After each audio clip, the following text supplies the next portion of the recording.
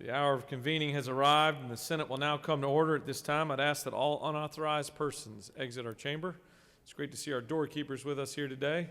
Thanks for all that y'all do on all of our flanks. It's my honor to recognize his good friend, the distinguished Rules Chairman from the 53rd District, whose cell phone is not on silent. Good morning, Mr. President. It's such a glorious day. We want to thank you for your leadership in the state of Georgia. I don't know what it'd be without you, but I want to thank you for all that you're... You've probably dreamed about it, but go ahead. Not at all, not at all. I enjoy working with you. Good times and bad times. But it is a beautiful day. The men and women here in the state Senate are ready for a fight for their constituents and to make sure that Georgia is the greatest state in the United States. A moment in history. 1846, Georgia's Supreme Court met for the very first time in Tallbutton. And I thought it was going to be Chickamauga, but it wasn't. And also, the senator from the 7th told me that today is National Peanut Brittle Day. One of my favorites, too. Mr. President, the journal's been read and found to be correct. Thanks again. Is there objection to dispensing with the reading of the journal? The chair hears none, and the reading of the journal is dispensed with. Is there objection to the confirmation of the journal? The chair hears none, and the journal is confirmed. All senators who have bills or resolutions, please bring them to the Secretary's desk at this time. Mr. Secretary, first reading of Senate bills and resolutions, please. Senate Bill 370 by Senators Cowser of the 46th and others, a bill to be entitled an act to amend Chapter 7 of Title 48 of the OCGA relating to income taxes so as to enact the Fostering Success Act, to provide for tax credits for certain contributions made by taxpayers for certain foster child support organizations, to provide for definitions, to provide for an aggregate annual limit. Finance. Senate Bill 371 by Senators Walker III of the 20th and others, a bill to be entitled an act to amend Article 4 of Chapter 9 of Title 16 of the OCGA relating to fraud and other practices so as to authorize for Agriculture and Consumer Affairs. Senate Bill 372 by Senators Beach of the 21st and others, a bill to be entitled an act to amend Chapter 12 of Title 31 of the OCGA relating to control of hazardous conditions, preventable diseases, and metabolic disorders so as Judiciary. to provide... Senate Bill 373 by Senator Inavatarte of the 31st, a bill to be entitled an act to amend an act creating a multi-member board of commissioners for Haralson County, approved August 24, 2001. State and local government. Senate Bill 374 by Senators Tillery of the 19th and others, a bill to be entitled an act to amend Part 3 of Article 4 of Chapter 12 of Title 45 of the OCGA relating to the Georgia Data Analytics Center, so as to provide for definitions. Science and technology. Senate Resolution 391 by Senators Jones of the 25th and others, a resolution recognizing Dr. Benny Tate and dedicating a road in his honor and for other purposes. Transportation. Senate Resolution 393 by Senators Parent of the 42nd and others, a resolution proposing an amendment to the Constitution of the State of Georgia so as to provide that all elections shall be free and equal to provide... That completes the order, Mr. President. Mr. Secretary, will you please read reports of standing committees?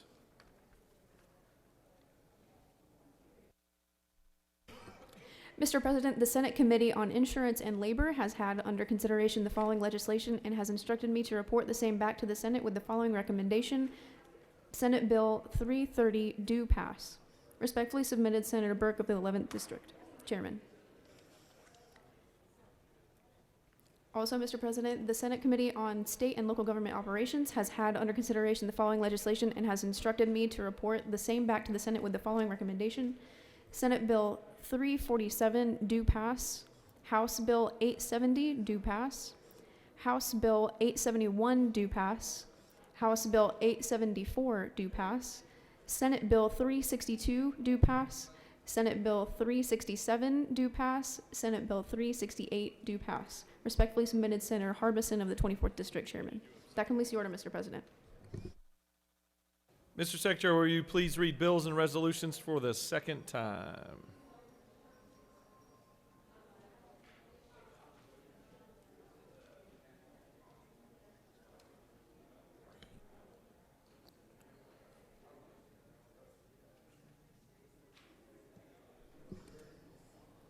Senate Bill 332 by Senator Albers of the 56th and others, Inform Consumers Act, enact. That completes the order, Mr. President.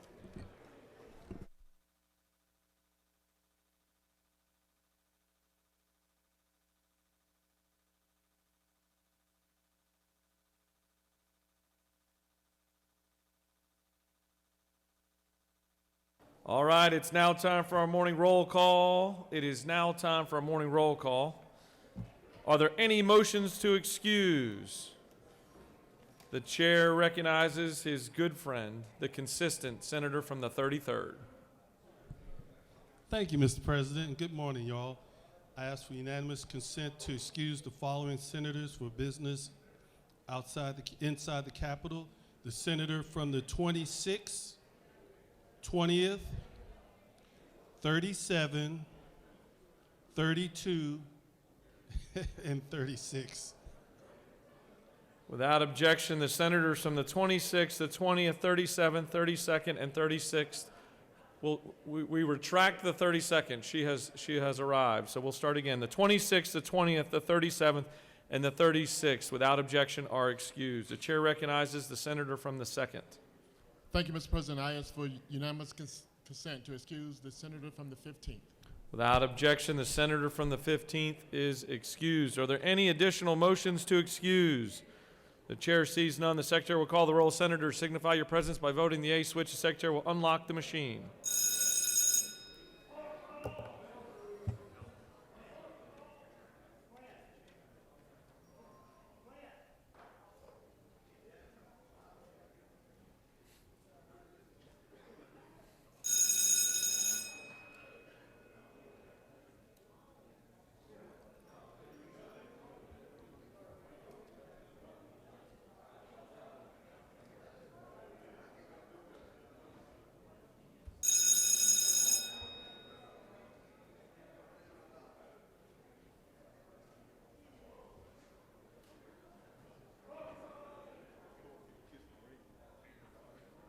Don't we have security in here?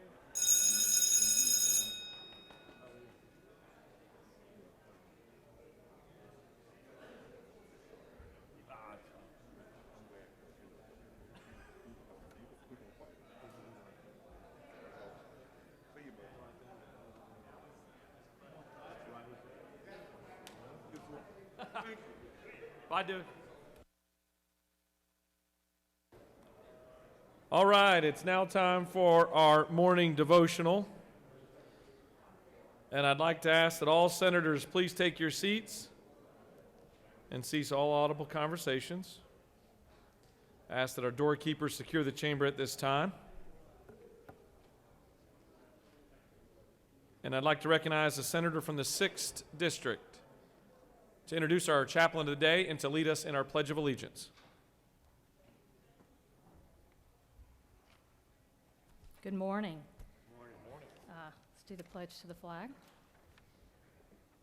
I pledge allegiance To the flag of the United States of America, to the republic for which it stands, one nation, under God, indivisible, with liberty and justice for all. and to the Georgia flag. I pledge allegiance to the Georgia flag, to the Principles for which it stands, wisdom, justice, and moderation. Good morning. I'm honored to welcome our pastor of the day, Dr. Charles Gardner. Dr. Gardner is no stranger to this chamber and really has come every session since I have been in office, and I really, really appreciate that. Dr. Gardner is the founding pastor of Redwood Church. Redwood is an independent church in the Wesleyan tradition. Prior to starting Redwood, he served for 20 years as a pastor in the United Methodist Church, serving 5 different congregations in North Georgia, including 3 in the city of Atlanta. Dr. Gardner holds degrees from Georgia Tech, the Candler School of Theology at Emory, and the Wesley Theological Seminary in D.C. Charles is a native Atlantan and resides in Buckhead. His wife Shannon works at the Chick-fil-A Support Center, and their son Zach is a senior at Woodward Academy. Please join me in welcoming Dr. Gardner.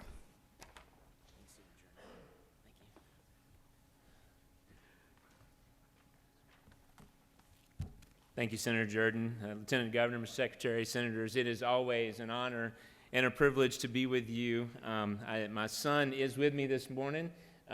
He is a senior at Woodward, and He paged with y'all in 2018. It was Sine Die. It was Maundy Thursday, and his birthday was the following day. So as the confetti flew, it was his birthday, and so it was a special day that we will always fondly remember. I sat in the gallery that evening and watched as the clock struck midnight, and he just had such a great time.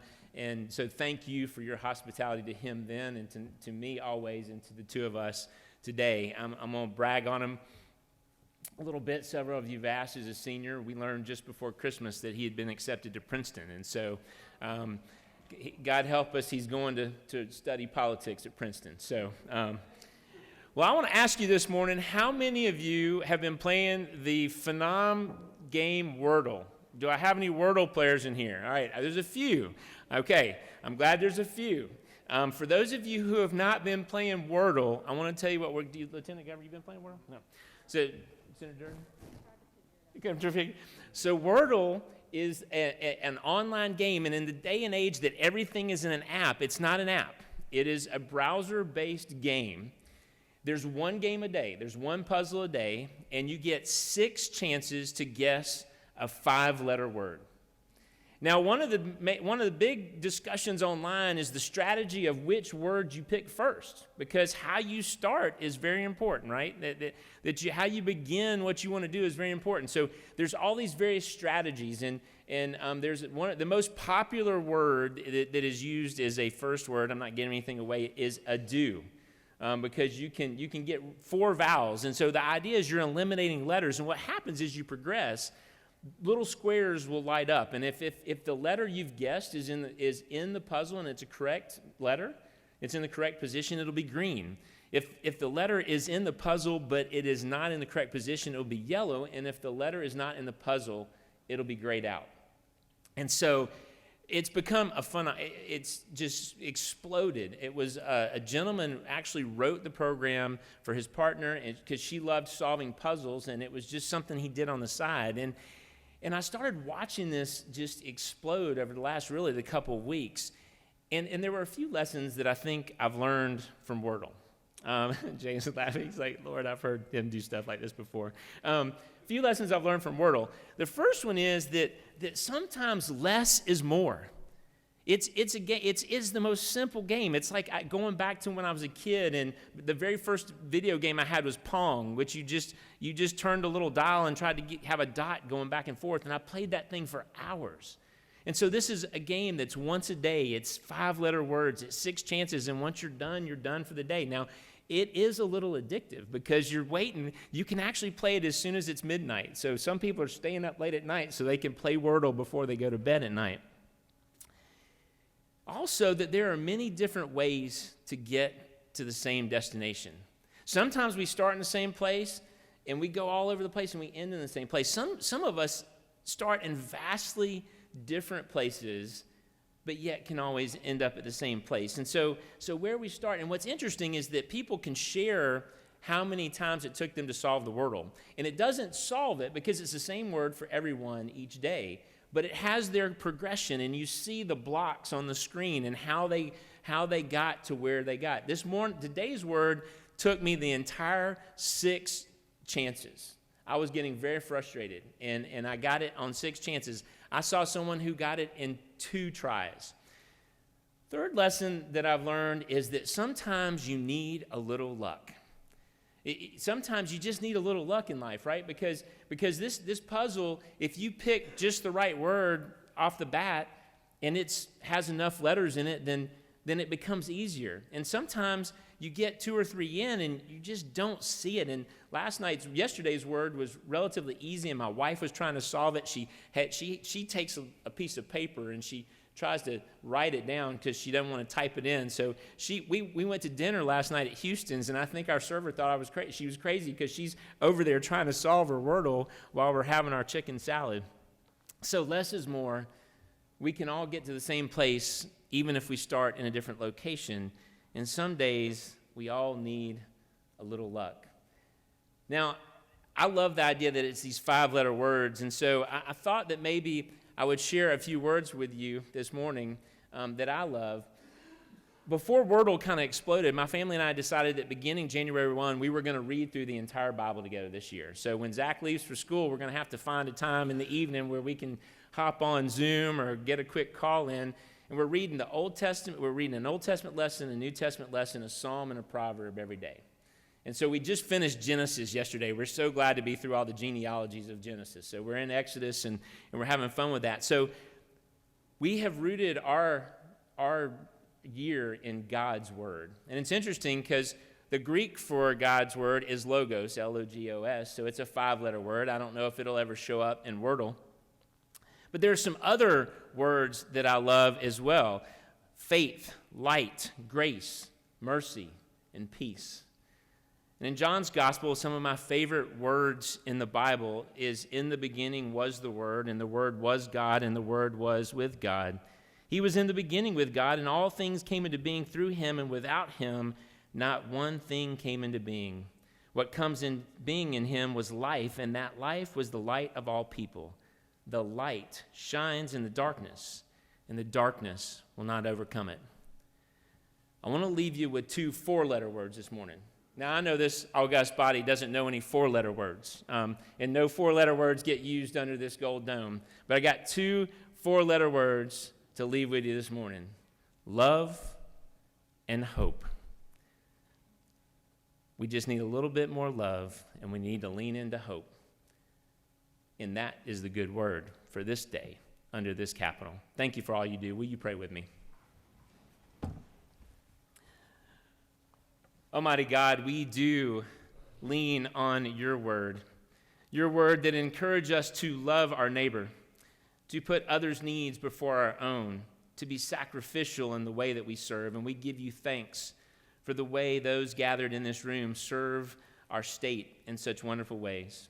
God, we pray for the citizens of our great state of Georgia. We pray for our lieutenant governor, for the secretary, for these senators, for all those who serve us. May your presence, may your peace be with them in this day and throughout the rest of this session. I offer this prayer in the name of Christ, my Lord. Amen. Thank you.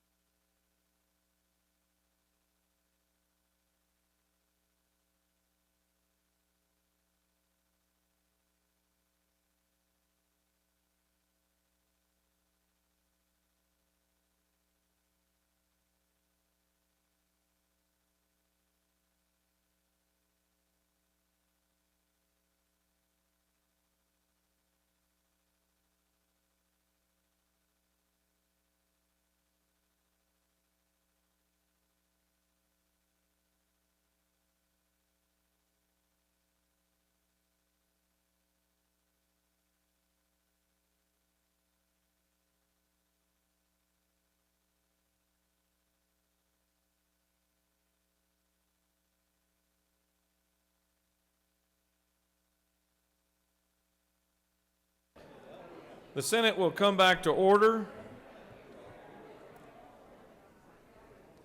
Are there any unanimous consents? The chair sees none. Does any senator wish to rise on a point of personal privilege? Chair recognizes the senator from the 32nd for a point of personal privilege.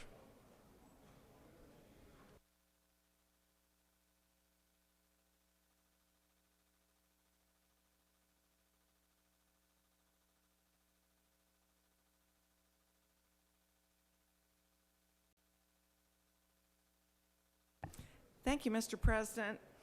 I rise this morning to congratulate someone very important in Cobb County and really across the state.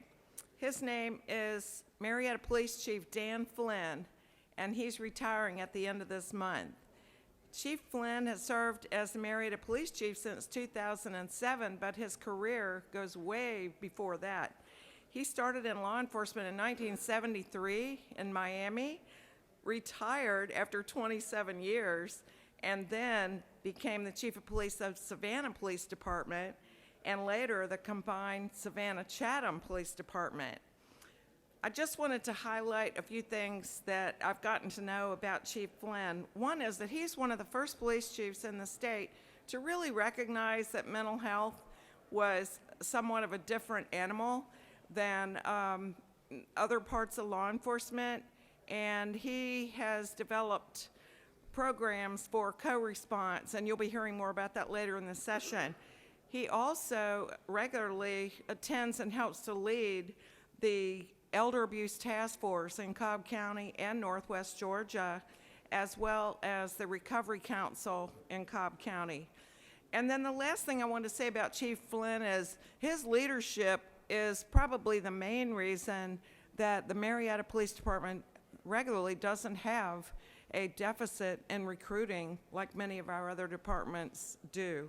So we're going to miss Chief Flynn a lot, and I think this time maybe his retirement is actually going to stick, and I want to congratulate him on this occasion.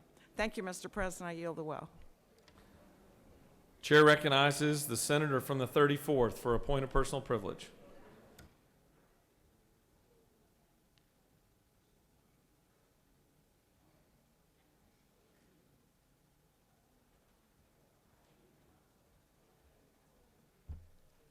Good morning, colleagues. I rise to ask you, do you know a heart attack survivor? Great, because if you know me, you know I survived one. I rise to remind you all who are not in the metro area to make sure you bring your red tie. Will you stand up for me, Senator? Yeah. A good red tie like that will go real well for next week, February 3rd. We're going to recognize Go Red Day. So all of you all that are not in the metro area, when you go back home, make sure you pack something red. I hate to wear my red dress and have these guys try to fit in it. But we want everybody to represent red on Go Red Day for those who have survived and for those who haven't. We know that heart disease is the #1 killer for any and every level and everybody. But I want to make sure that you all help me make the awareness known. We talk a lot about cancers, and it does kill quite a few folk, and a lot of people survive. But all the cancers together doesn't add up to all the losses for heart disease. So I want you all to make sure you go red for women specifically on February 3rd and February 4th. The real day nationally is the 4th, but I understand from my folk around the Capitol that we want to do it on February 3rd. So I'm giving you both dates and enough time to get your red ties, your red dresses, your red something together for Go Red for Women. Thank you, Mr. President. I'll yield the well. Chair recognizes the senator from the 29th for a point of personal privilege.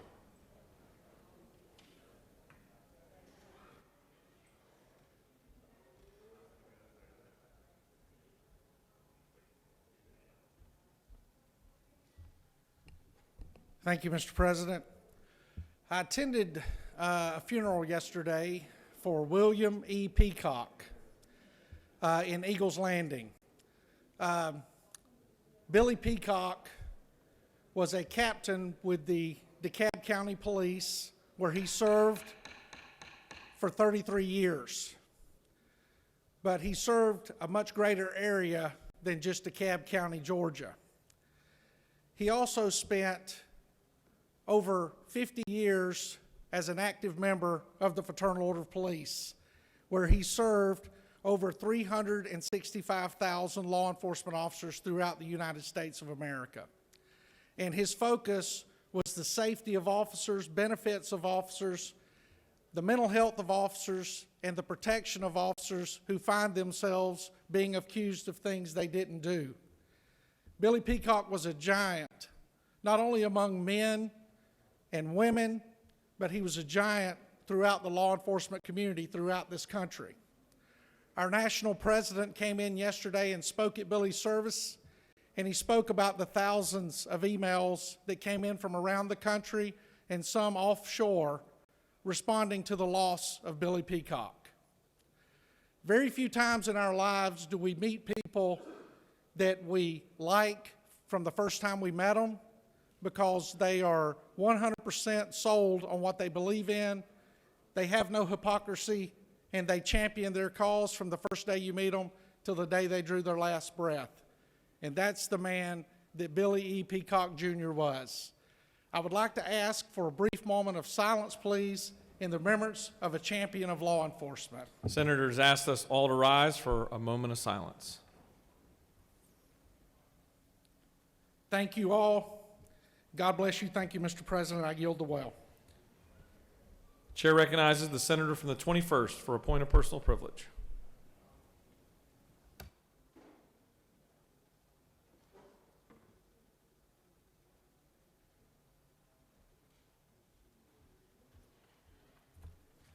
Thank you, Mr. President. Senators, I come to you before today to tell you a little story. A year ago, I was requested to meet with some citizens, and I met with them. They were frustrated, and they were fearful. They were frustrated their garbage wasn't being picked up. They were frustrated their potholes weren't being fixed. But the thing that struck me the most in the meeting was they were fearful. Crime was running rapid. And so they wanted to create the city of Buckhead, and I've introduced Senate Bill 324. They want to control their own destiny. And I'm here to tell you that they should have that right.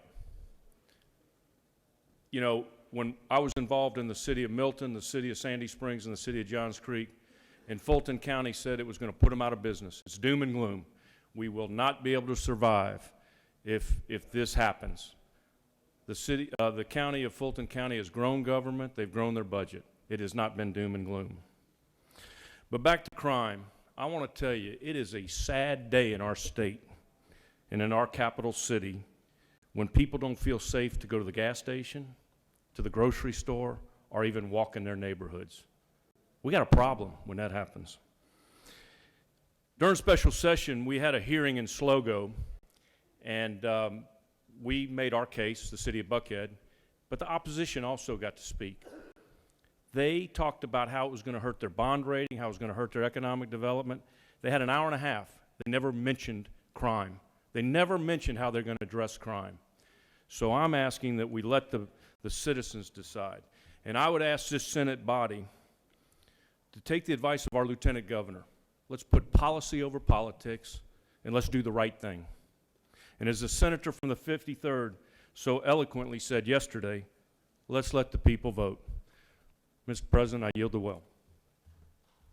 Introduce to you the senator from the 2nd as the chair of the Urban Affairs Committee. Chair recognizes the senator from the 16th for a point of personal privilege.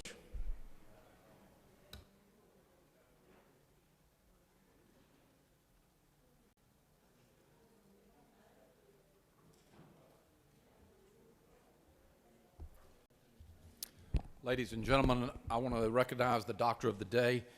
He is from my district.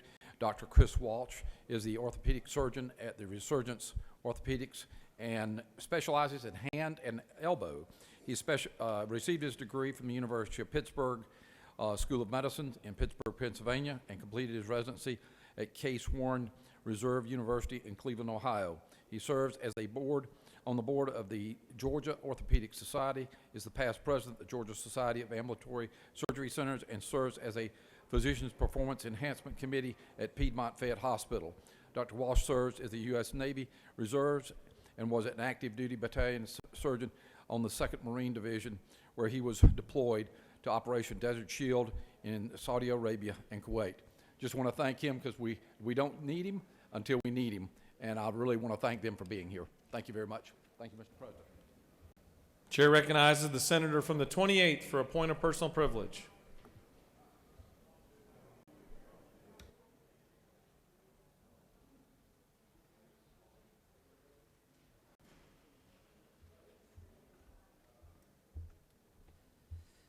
Thank you, Mr. President. Today I rise to, I want to honor two people. I was originally coming down to honor one, but I do want to point out that our own colleague and the Dean of the Senate, the senator from the 15th, being inducted into the Georgia Association of Broadcasting Hall of Fame, and you'll see that on your desk, and I do want to congratulate him for that, and it's an honor well deserved. But my original and the real reason I'm down here is I want to honor my high school football coach, Coach Max Bass, and he passed away over the weekend. And quite honestly, I didn't want to come here today, and selfishly, I wanted to be at his funeral that's going to be kicking off here at 11 o'clock. And he was just a great man. He coached all the way to the end. Me and my brother went and visited with him a couple months ago, and we were running just a few minutes late from when we told him we'd be there, and we got there, and first thing he said to us, he said, "Boys, you done lost your discipline." But we sat and we visited with him, and just he always taught us about life, and he always taught his kids how to be a better person. And it wasn't necessarily about being a better football player, but it was about having pride in yourself, having pride in your team, having pride in your city and your school. And he believed in in order to have a successful program, it took everyone. It took the whole community. He believed in building up our team. He believed in building up the band. He believed in building up the cheerleaders. And, you know, you learn a lot about someone. You think you knew a lot about someone, but you learn a lot more about them once they pass, and you start reading about them. And in an interview that was done with him about 10 years ago, they asked him, you know, what was his proudest moment as a football coach? And Coach Bass's reply wasn't about his over 200 wins that he had. It wasn't about the 4 region champs that he had. It wasn't about the state champion runner-up team we had in 1981. It wasn't about the number 2 state-ranked team we had, or they were actually even number 2 in the nation. It was none of that. His proudest moment as a coach was dressing out 154 kids and taking them up to the Georgia Dome to play in the first game ever played in the Dome. And he went beyond that, not just the football team. He bragged about the 200 band members that came, the 54 cheerleaders that came. He was so proud that we were able to do that as a community. And my dad was in Sunday school with him, been in Sunday school with him for the last, 20 years. And one thing he always told my dad, and this is something I think we can all take with us, and I want y'all to learn from Coach Max Bass. And he told my dad, he said, the kids will never care how much you know if they don't know how much you care. And I want y'all to think about that, and I want you to take that back home with you, because we learn a lot of stuff up here. And we take this knowledge and we go back home and we try to help people. We are in a position where we can help people. But those people are never going to know. They're never going to care how much we know if they don't know how much we care. So with that, I ask for a moment of silence for Coach Max Bass, and And I praise all the young men that have grown up that he's helped raise and just gone on to do great things. And he's a great man that loved this state. He loved our community, loved Noonan High School, and more importantly, loved all the kids the lives he touched. So thank you. Please rise for a moment of silence. Thank you, Mr. President. I yield the will. Chair recognizes the senator from the 4th for a point of personal privilege.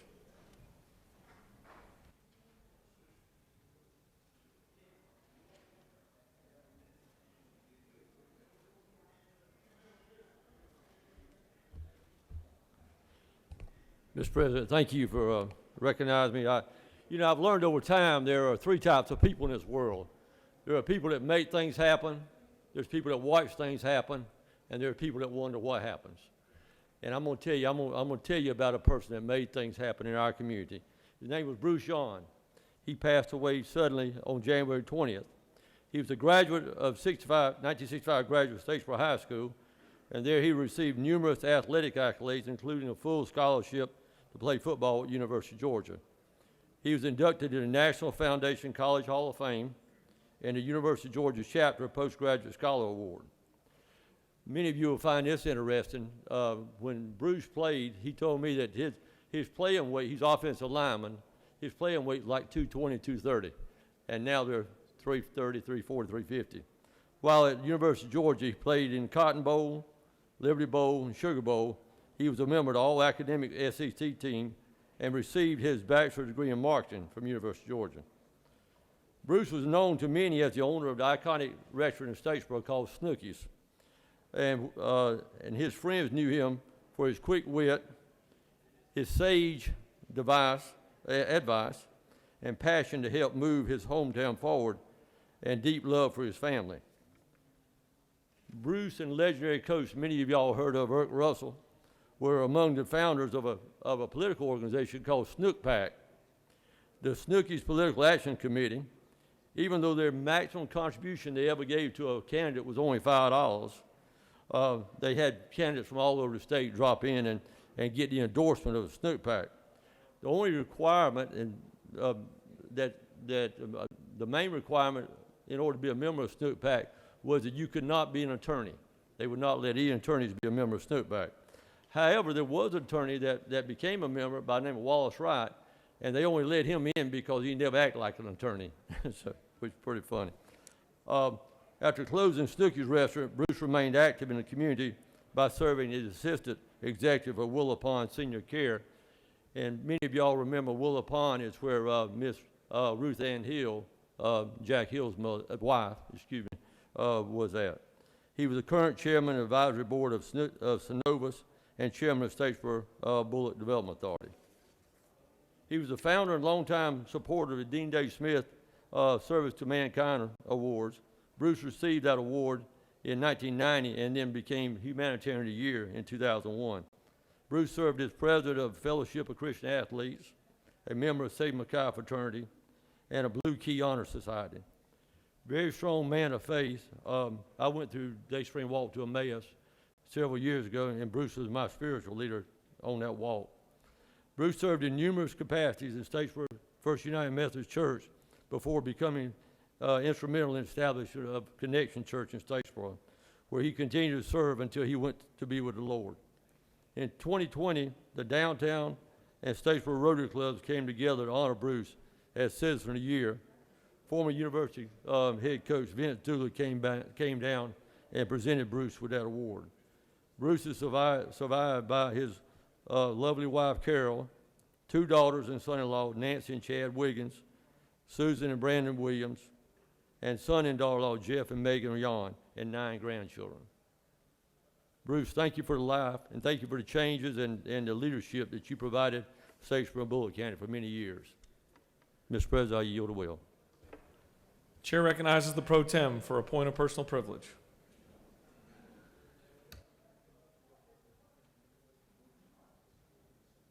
Thank you, Mr. President.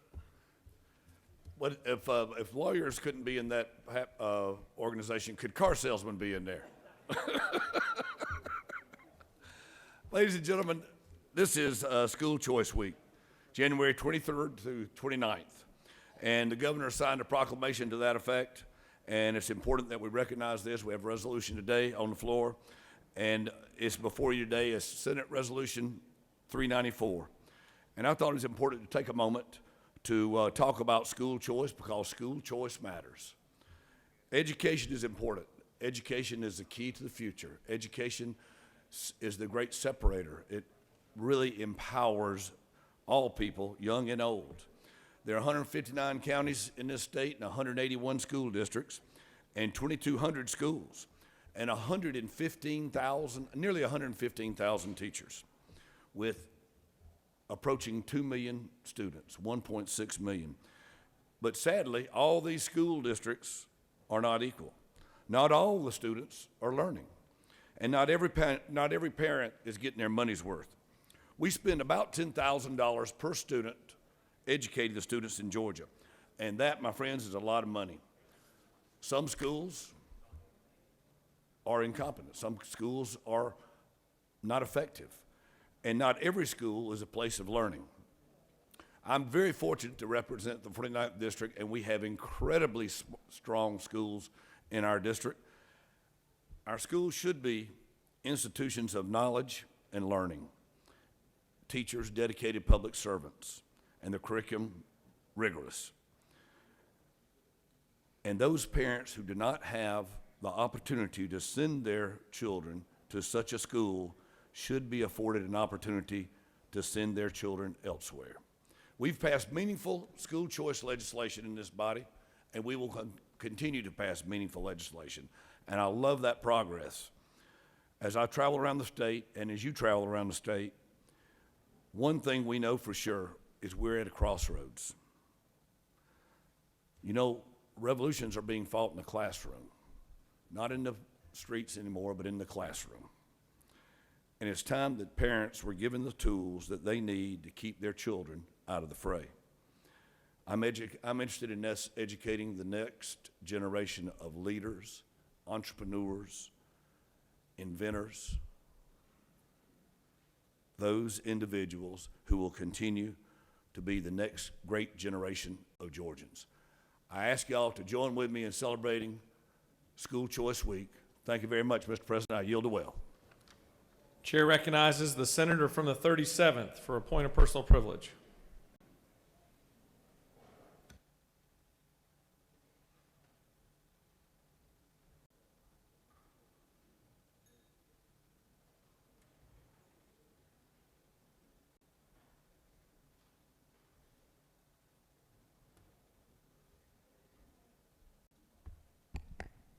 Thank you, Mr.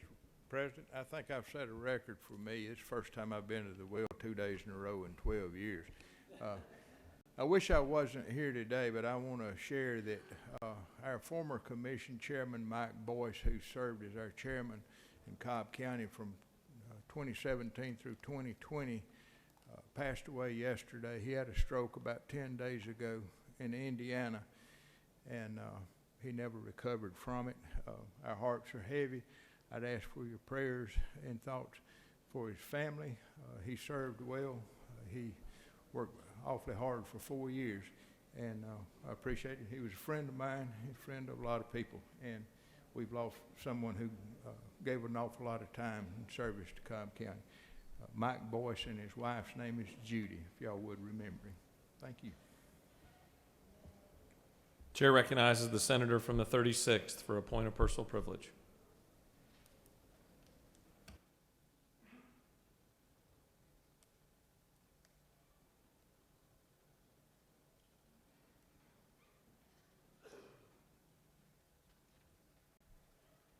Thank you, Mr. President. Good morning, colleagues. I want to take a minute of your time this morning before we move on with our business to address the question of the neighborhood of Buckhead and the secession movement that has been underway. And it's pretty small gaggle of folks actually that are attempting to drive this. I want to just point out a few facts to you, share a few things with you. First of all, there is broad bipartisan support for a united Atlanta. You can ask the former Republican whip, the majority whip from the House of Representatives across the hall. He has left the House. He's in private practice as an attorney, served honorably as an elected representative from the neighborhood known as Buckhead in Atlanta. He will share with you freely the facts of the matter, the studies that have been done, and the massive, massive support that is bipartisan in Atlanta for keeping Atlanta whole. So if you want to get the facts from the horse's mouth, as they say, that gentleman, the former majority whip of the House, can fully apprise you of more details than you would even want to try to absorb. Take this one, for example. There's never been in the history of this state an area from an established city and de-annexing it out of that city. Hadn't happened. You know, that's probably a fundamental reason why the Georgia Municipal Association full-throatedly opposes any effort to de-annex the neighborhood of Buckhead. Georgia Municipal Association, representing, I think it's 500 plus municipalities and political subdivisions in the state. They know a thing or two. They've seen a thing or two. They represent mayors from across this great state. They are absolutely against it. Hundreds of businesses have come out against it. And I personally know, I've lost count of the neighbors, the friends, the citizens that I know who live in Buckhead, who are deeply resent this effort to tear up their life plan. You decide on a neighborhood you want to live in, you have the means to afford it, you invest in a home there, you select the school that your children are going to be educated in, and they have fabulous Atlanta public schools in Buckhead, let me assure you. You do all of that, you have your property values, your biggest asset that you own, your home, where your children are going to be educated, and there you sit, and somebody comes stomping in from New York, just got here, and saying, we need to de-annex this neighborhood. There's too much crime, and aren't y'all scared, and we need to de-annex this neighborhood. Well, folks, you know what's going to happen to the bond rating if you were to tear this situation up? And it's going to affect not just the city of Atlanta, Fulton County, and the entire state. And when the bond ratings get messed with and the bond ratings are dropped, we, the taxpayers, take the hit because every single project that's funded with a loan has an interest rate that's higher. And what the folks in Atlanta, and frankly around the state, the Buckhead city that was founded back in the last century, they're quite disturbed that anybody would think about creating a city called Buckhead, because they've got one. And that Republican member of the House has written extensively about that. There's an op-ed I can share with you. So don't play fast and loose with the economy, with the well-being that we're experiencing in the economy. We're banding together in Atlanta, addressing violent crime, which screams out for attention all across our great city and throughout the state. Thank you for your attention today, and carefully weigh this issue as we move forward in this session. Thank you.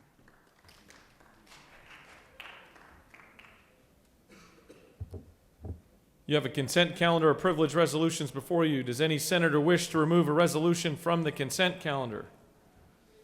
Is there objection to adoption of the resolutions on the consent calendar? The chair hears none, and the resolutions are adopted.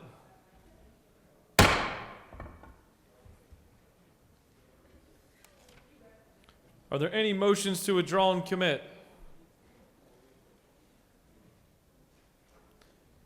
You have a consent calendar of local bills before you, Mr. Secretary. Are there any objections filed to any bills on the local consent calendar? Mr. President, there are no objections filed. Is there objection to agreeing to the report of the Committee on State and Local Government, which is favorable to the passage of the bills on the local consent calendar? The chair hears none, and the report of the committee is agreed to. The questions on the passage of the bills on the local consent calendar, all those in favor vote yea, opposed nay. The Secretary will unlock the machine.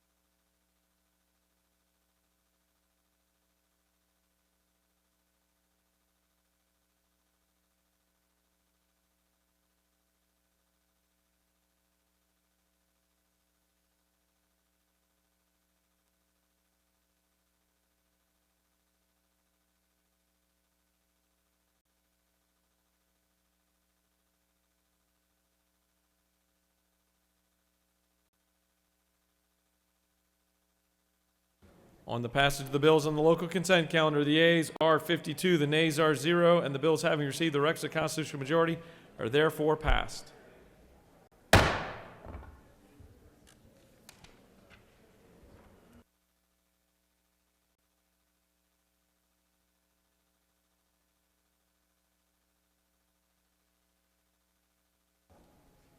All right, we're going to take up a special action. Yesterday, the senator from the 19th gave notice of his intention to make a motion on House Bill 334.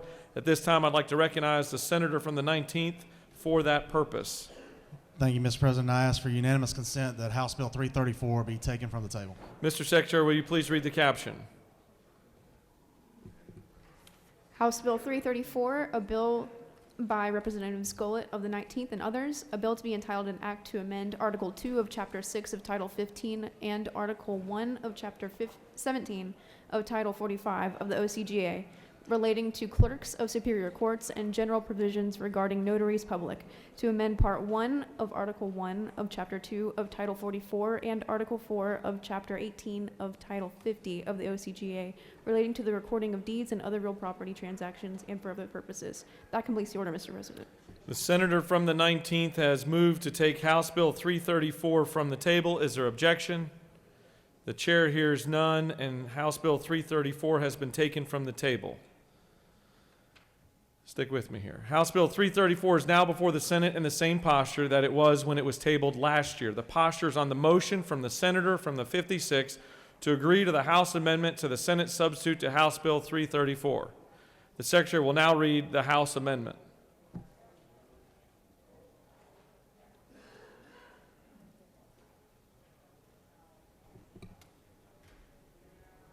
The House offers the following amendment. Amend House Bill 334 by striking the language beginning with line 1 on page 1 through line 447 on page 19 and inserting in lieu thereof the following. To amend Article 2 of Chapter 6 of Title 15 and Article 1 of Chapter 17 of Title 45 of the OCGA relating to clerks and superior courts and general provisions regarding notaries public, respectively, so as to provide for remote online notaries public and remote online notarizations, to provide for and revise definitions, to revise the power of the Georgia Superior Court Clerks Cooperative Authority, and for other purposes. That completes the order, Mr. President. This process is bringing back all kinds of fun memories. The chair recognizes the senator from the 56th to speak to his motion to agree to the House amendment. Thank you, Mr. President. I'm joined by my friend Drake. No, it's Drake. Thought it was Ron. Mr. President, I ask unanimous consent to allow me to withdraw my motion to agree to the House amendment to the Senate substitute to House Bill 334. The senator from the 56th has asked for unanimous consent to withdraw his motion to agree to the House amendment. Is there objection? The chair hears none, and the motion is withdrawn.